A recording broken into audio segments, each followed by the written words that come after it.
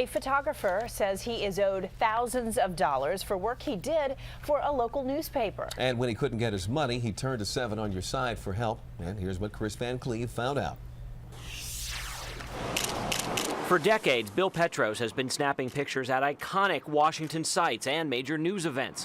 For nearly 20 years, he worked as a freelance photographer for the current newspapers, his work often appearing on the front page. Political events, social events, sports, you name it, I've done it with the Current. But earlier this year, Petros says the checks stopped coming. I felt like I was actually begging to get my money, and that's not really appropriate. Check stubs show he was paid in January, and he says after a Washington Post columnist wrote about his plight in March, another check came.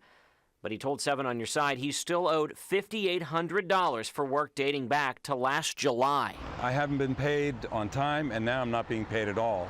And so I thought that maybe 7 on Your Side could help me mediate this situation. Davis Kennedy, publisher of the Current newspapers, told 7 on Your Side by phone in May Petros would be paid what he's owed, but refused to say when.